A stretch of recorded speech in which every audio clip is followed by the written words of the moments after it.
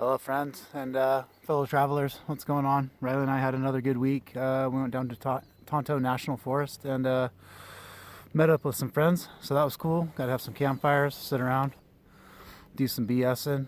Um, it's always good to catch up with people. That's one thing about van life, at least in our experience. Spend a lot of time in isolation or traveling around alone. So when you get those opportunities to meet up with people, it it's a good thing. Um, that's kind of what I wanted to touch on this week is just some of the things that you might not expect or think about if you're thinking about becoming a nomad or van life. I know a lot of us think about it, romanticize it, fantasize about it when you're in that 9 to 5 grind or going to work every day, coming out and freeing yourself from the system a bit, whether you're going to do it part-time and or full-time. Again, in our case, we've been doing it almost 2 years full-time, just wandering around mostly the western states and currently mostly just the southwest.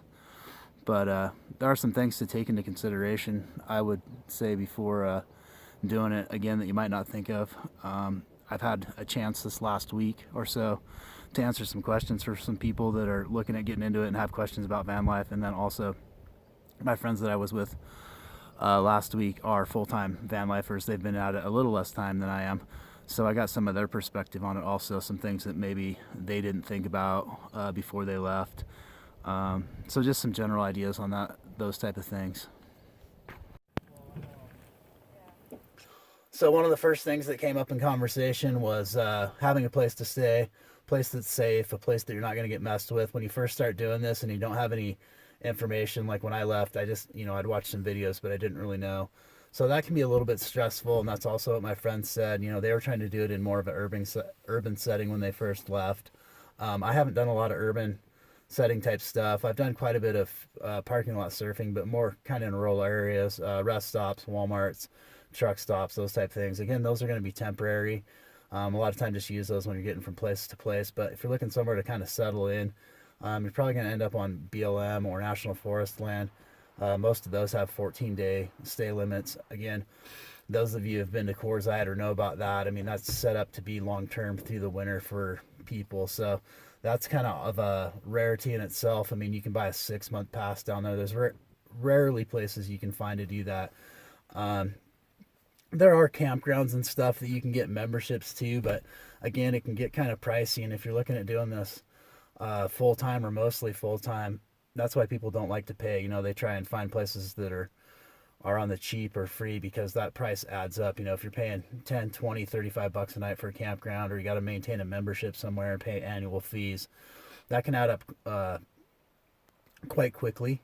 So, and you want to be somewhere that that you're not going to be bothered by people, or it's legal to be there. That's another concern when you're out doing it. So again, once you get in the community and start moving around, you'll kind of get some information and see some places. If you can talk to people that know places and give them to you on a map, like I'd mentioned before, if you're just looking at a map, it's hard to tell if it's a good spot or not a good spot. Sometimes you can get there and they're not open for the season, or they've been closed for some reason. And if you're using like iOverlander or Camp Handian app, it might not be updated. So again, if you can have somebody that's been there and seen it eyes on recently, that information is almost priceless. But that's a big thing to take into consideration before you leave is where you're going to stay, where you're actually going to park your vehicle and be safe, or be around other like-minded people. Again, you can go out and do this and not be around anybody if you want to, but we've been out in the Southwest for the greater part of the last year now, and there's a lot of people out here. So most of the places you go, there's going to be other travelers, nomads, van lifers, RVers, what have you. So some places you're going to end up parked on top of each other, some you're not. So that's another thing maybe to think about, is how you want to go about it. Do you want to be around people? Do you not want to be around people? But the big thing I would say is just kind of getting in that rhythm of finding places and knowing where you want to stay. And then also, like I've mentioned before, being within distance of supplies and or amenities that you might need. Um, Again, that's going to depend on your vehicle. I can only speak solely for the experience that we have. And like I've mentioned before, we're in a small van. that's not self-contained with hardly anything. So we have to go to stores or go get supplies quite regularly. So that's probably the biggest thing to take into consideration when you're leaving is where you're going to stay and how you're going to go about that.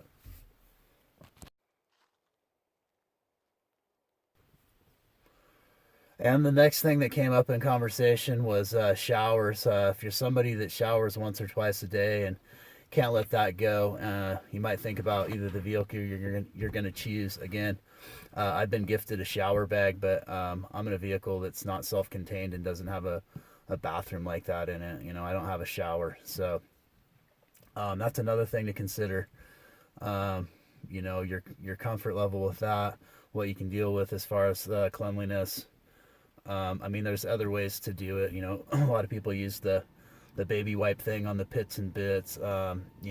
Boiling water and just doing the washcloth, the sponge bath type thing. Um, but again, if you're a person that has to walk down the hall every morning to go to the bathroom and turn on a nice warm shower, you might consider that before you leave. It can kind of be a big thing. Showers out and about, if you're paying for them, are expensive. Like I've mentioned before in other videos, truck stops are about $15.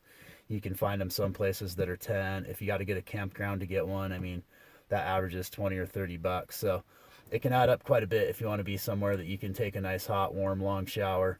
Um, so again, a shower bag is going to be a short shower. It's going to be kind of the bare minimum. The shower bag I have holds about a gallon and a half or 2 gallons, so it goes pretty quick. Um, but that's a big thing to take into consideration also. It's just, what your comfort level is with that before you leave. Especially if you're not in a self-contained vehicle. If you're in a camper van or RV, again, it might not be that big of a deal. You have access to a shower room. Then it just leads into getting your water tank filled and having a place to drain those tanks. So that can lead to its own set of circumstances. Again, that doesn't really apply to my situation, so I can't really speak on that so much. But that's another big thing to take into consideration, I would say, is showers. And what you're willing to go. Some people, again, get gym memberships, but if you're out staying in BLM land and national forests, you're going to be hard pressed to find a chain gym that you can have a membership. If you're doing it in a more urban area, that's probably not a big deal. But if you're out in the countryside, that might not be the best deal. Anyway, something to think about. Really, you need to clean up. You're gonna come out here and show you. One thing to take into consideration is the vehicle maintenance. I mean, if you own a house, it's going to be, maintenance things you're going to have to do, yard work, painting, small repairs, plumbing, whatever. If you rent, normally you don't have to do that. But if you're living in a vehicle and traveling around, especially with current prices, it can add up. Like the van I'm in right now, I'm due for an oil change within the last 6 months. I just had to put tires on it. I did front brakes. I also need rear brakes. I mean, most places you live, there's going to be some expense attached to it, but that's another thing to take into consideration, vehicle maintenance, especially if you're driving around a lot and trying to see a lot of places. I mean, you're just going to be racking up miles, and you want to maintain the vehicle that you're staying in or driving around in.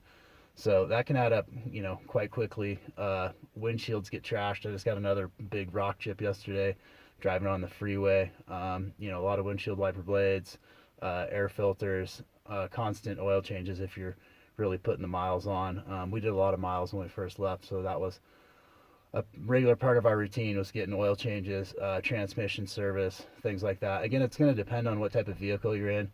For us, again, we're in a small, non-self-contained van, but still, when you're just out there traveling around and putting the miles on, uh, you're going to need to do regular vehicle maintenance and stay up on that stuff so the vehicle lasts, and also you don't get stuck somewhere stranded. Within the last year, I've replaced the battery, the spark plugs, multiple air filters. So those are another thing to take into consideration. I'm sure people think about it a little bit before they leave. I mean, they realize that their normal car they have to do maintenance on, but once you get out there and you're living in it, especially dirty, dusty conditions, some of that maintenance goes up. Air filters, oil changes. Uh, also going to have your coolant replaced, transmission services again, like I said, tires, brakes. I mean, it's just constant wear and tear if you're using it every day and putting on a lot of miles. So that's something to think about. It's just the overall price tag on vehicle maintenance and the things that you need to do to keep your habitat clean and rolling good.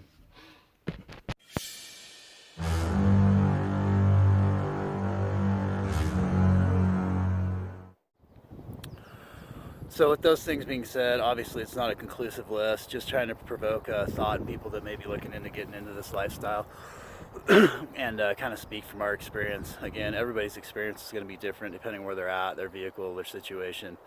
There's a ton of variables, but that's just kind of our experience and our take, and some information from other people that we've talked about that are looking at getting into it, some of the questions they had, and then speaking to some other people that are doing it. So again, I think everybody should give it a try or think about it, even with these things being considered. Adapt and overcome. It does become a little bit of work at times, but I think the upsides again outweigh the downsides. With all those things being said, Riley and I would like to say thank you, safe travels, and until next time, cheers.